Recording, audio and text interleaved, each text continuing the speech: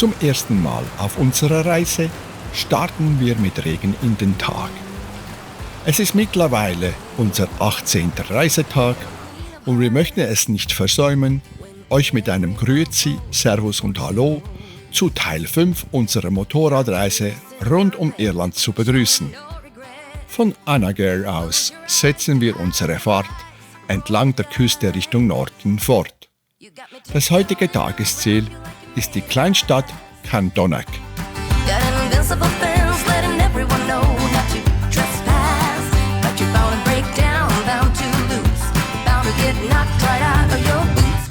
Auf den ersten Kilometern gesellen sich zum starken Regen noch Nebelschwaden hinzu, was die Fahrt nicht angenehmer macht. Doch dank unserer guten Ausrüstung bleiben wir in unseren Gore-Tex-Anzügen trocken.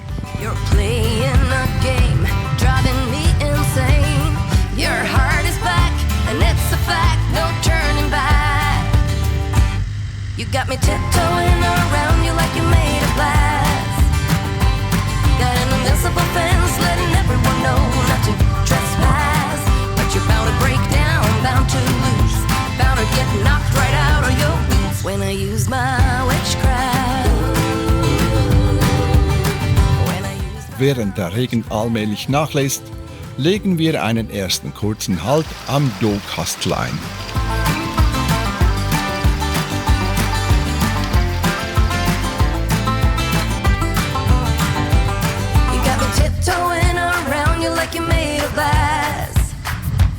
Got an invincible fence letting everyone know not to trespass. But you're bound to break down, bound to lose, bound to get knocked right out of your boots when I use my witchcraft. When I use my witchcraft. Keine halbe Stunde nach Docastle erreichen wir die Rossquill-Halbinsel, wo wir beim Discovery Point den nächsten Fotostopp einlegen. When I use my witchcraft. When I use my witchcraft. Watch me use my witchcraft. Gonna use my witchcraft.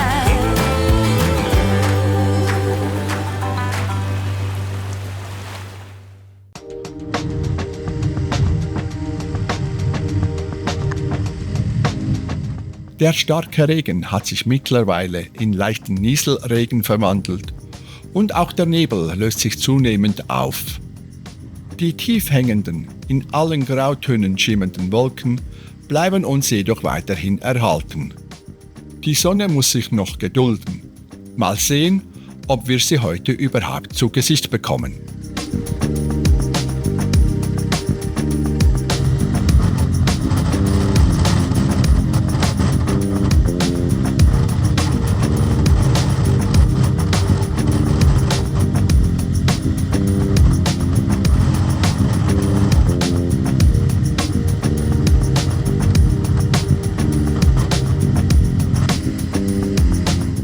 In der Ferne entdecken wir den Faneuil Head Lighthouse, der, wie der Name schon sagt, an der Spitze der Halbinsel Faneuil Head liegt.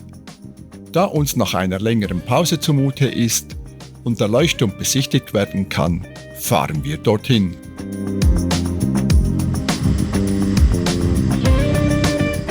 Der Bau des Faneuil Lighthouses geht auf eine Tragödie im Jahre 1811 zurück.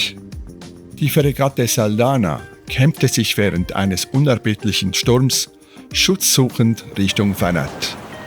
Doch sie sollte die Küste nie erreichen, denn das Schiff stieß bei Carrick-Donail auf einen Felsen und sank. Über 250 Menschen kamen ums Leben, einzig der Papagei des Schiffes überlebte das Unglück. Als Reaktion auf dieses Ereignis beschloss die Royal Navy im Jahre 1814 den Bau eines Leuchtturms, der im März 1817 seinen Betrieb aufnahm. 1886 wurde ein neuer, höherer Turm errichtet, um die Sichtbarkeit in Richtung Atlantik zu verbessern. Noch heute ist der Leuchtturm in Betrieb, allerdings nicht mehr mit großen Glühlampen, sondern mit kleinen LEDs. Er kann auch von Besuchern besichtigt werden. Über 79 Stufen erreicht man die Spitze und hat bei schönem Wetter einen herrlichen Rundumblick.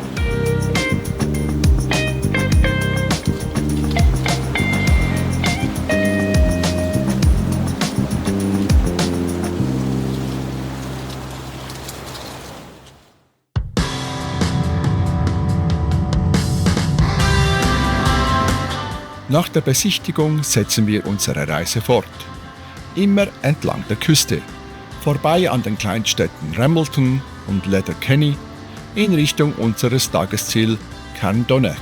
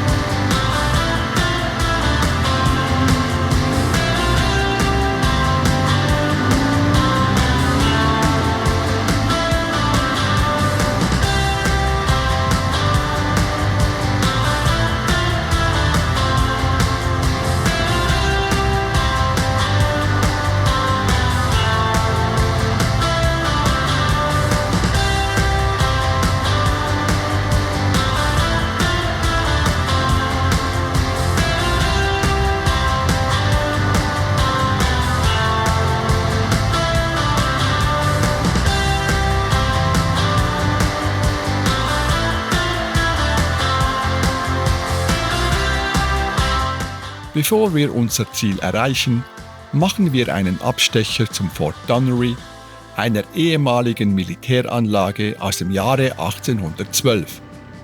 Heute dient die Anlage als Militärmuseum. Leider ist das Museum bereits geschlossen, als wir Fort Dunnery erreichen, so dass uns nichts anderes übrig bleibt, als die Anlage von außen zu betrachten.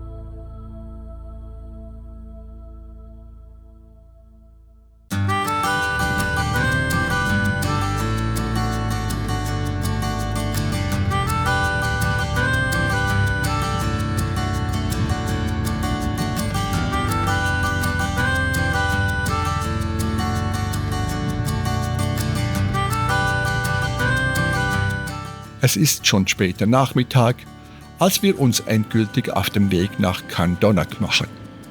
Vor uns liegen noch über 30 Kilometer, inklusive des kleinen Gap of Mamor, einen kleinen Pass, der über 2 Kilometer schnurgerade zur Passhöhe führt.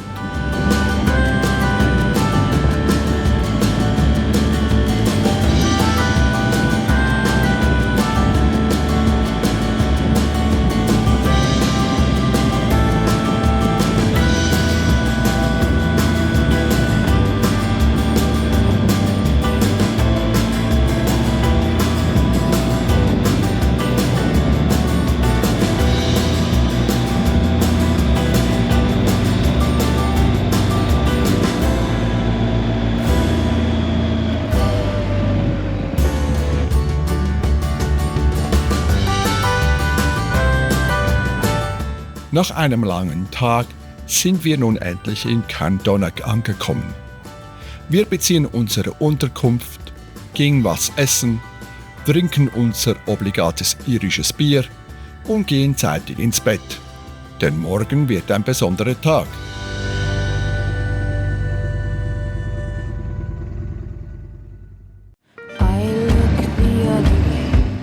Nach einer erholsamen Nacht machen wir uns schon früh morgens wieder auf den Weg und verlassen Candonnack. Heute ist der Tag, an dem unsere Tour endet.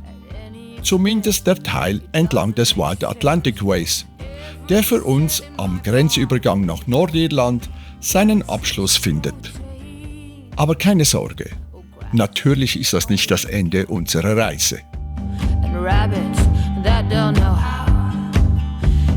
Kill and conquer, to win and rule. Oh, it's what we learn at school.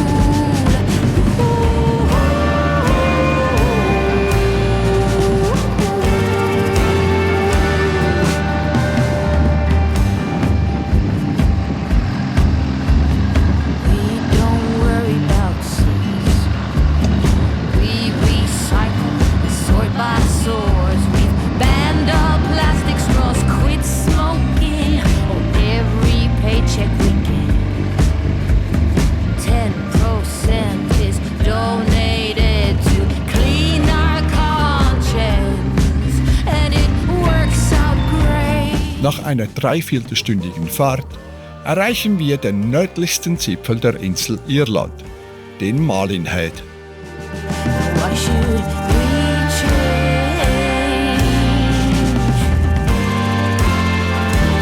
Ganz oben thront die Ruine des Lloyd's Signal Tower, ein ehemaliger Leucht- sowie späterer Signal- und Telegraphenturm, der im Jahre 1805 erbaut wurde. Nach dem Zweiten Weltkrieg wurde der Turm jedoch außer Betrieb genommen. Die meisten Touristen kommen jedoch nicht wegen dieses mittlerweile verfallenen Turms nach Malin Head, sondern um die unberührte und wilde Natur zu genießen. Dass diese beeindruckende Naturkulisse den Location Scouts aus Hollywood nicht entging, zeigt sich daran, dass unter anderem hier am Malin Head Teile des Blockbusters Star Wars The Last Jedi gedreht wurden. Carbon dioxide. My conclusion is that it's all a lie.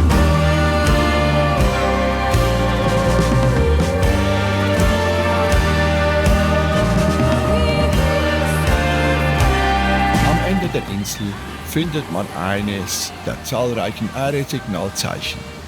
In diesem Fall handelt es sich um das ARE-80-Zeichen. We will get back, it's not a lie.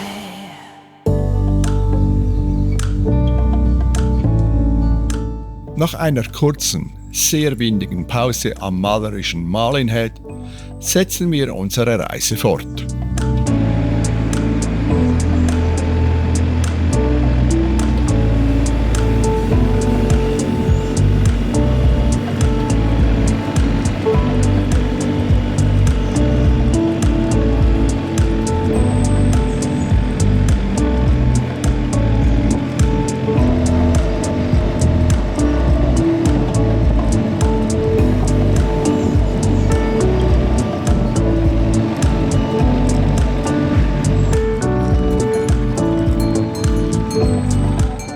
dass Schafherden ab und zu den Verkehr zum Erliegen bringen, ist hier in Irland nichts Unübliches. Schließlich ist das Schaf das Nationalsymbol Irlands und aktuell gibt es im Land in etwa gleich viele Einwohner wie Schafe, also etwas um die 4 Millionen.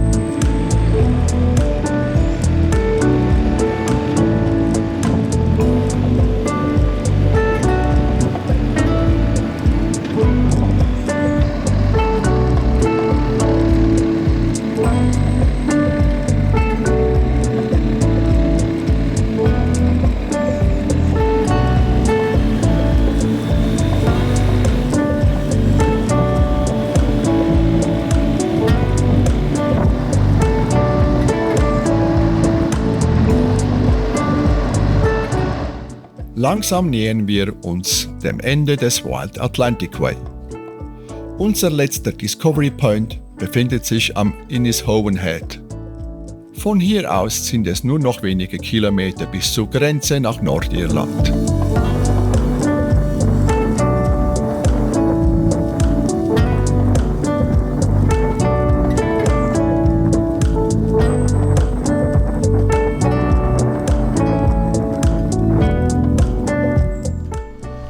Ein letztes Mal genießen wir den atemberaubenden Ausblick von einem Discovery Point und können in der Ferne bereits die nordirische Küste erahnen.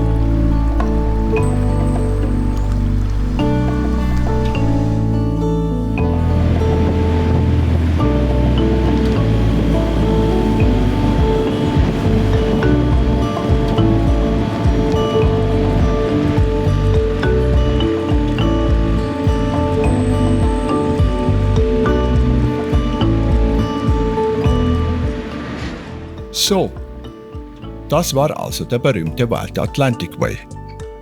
Ganze 12 Tage sind wir dieser einzigartigen Route gefolgt. Jeden einzelnen Kilometer haben wir in vollen Zügen genossen und dabei viel von diesem wunderbaren Land entdeckt. Doch das ist noch nicht das Ende unserer Reise.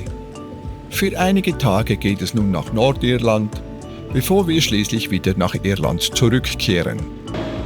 Der Grenzübertritt nach Nordirland verläuft zu meiner Überraschung völlig unspektakulär.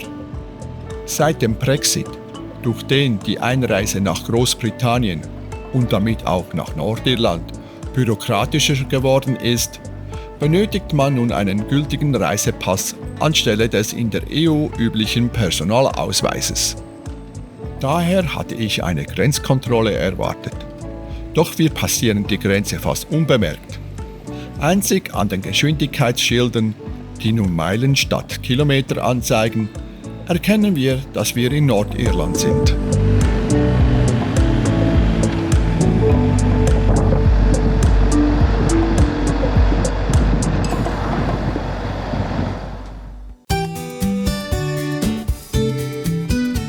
Unser erster Halt führt uns zum 7 Meilen langen Benone Strand, einem der beliebtesten Strände an der Nordküste, sowohl bei Touristen als auch bei Einheimischen.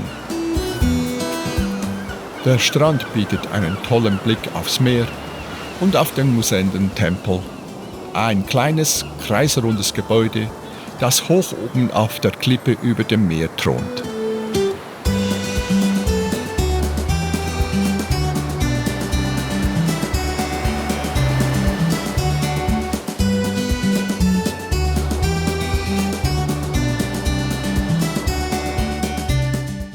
Wenige Meilen weiter machen wir bei der White Rocks Bay bereits unseren nächsten Halt. Über Jahrtausende hat das Meer hier in den weichen, weißen Kalksteinklippen der White Rocks faszinierende Formationen geschaffen. Eine davon ist der Wishing Arch, ein einzigartiger Bogen, der durch die Erosion entstanden ist.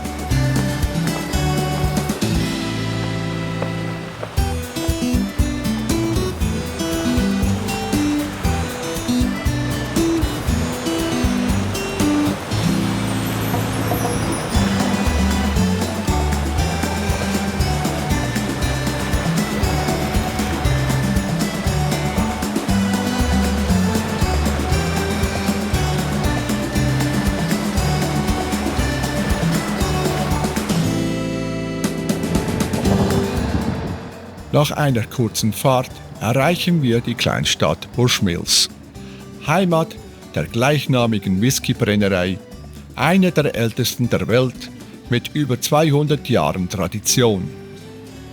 Doch unser Tagesziel liegt woanders, beim weltberühmten Giant's Causeway.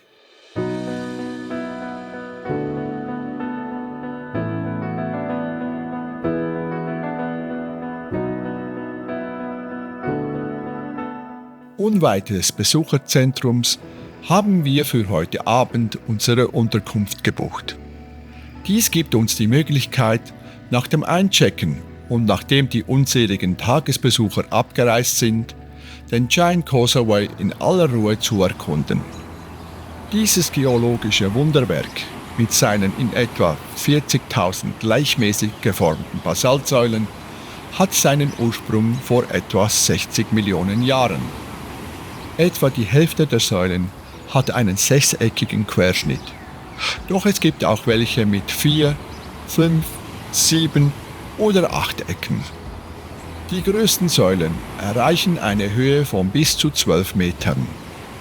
Geologen erklären die Entstehung des Basaltdamms durch die langsame und gleichmäßige Abkühlung von Lava, wobei Spannungsrisse entstehen, die senkrecht Basaltsäulen bilden. Es gibt jedoch auch eine andere, eher den irischen Legenden zugeschriebene Erklärung. Demnach soll der Riese Fionn McCumail den Damm erbaut haben, um seinen schottischen Widersacher Benandonner zu einem Duell herauszufordern. Nachdem er den Damm fertiggestellt hatte, verkleidete er sich jedoch erschöpft als Baby, um einer direkten Konfrontation zu entgehen.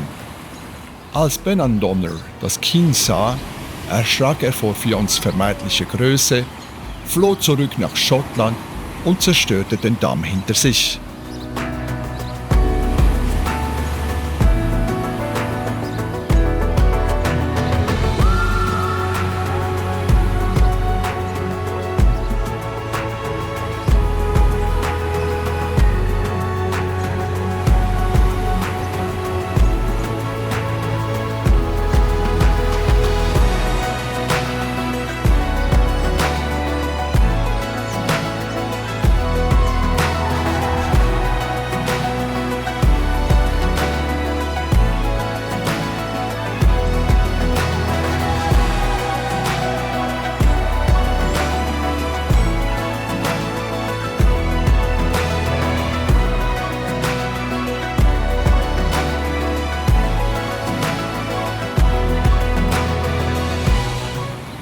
So, das war es mit Teil 5 unserer Reise.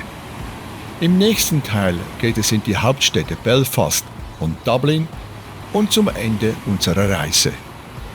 Um nichts zu verpassen, abonniert doch unseren Kanal.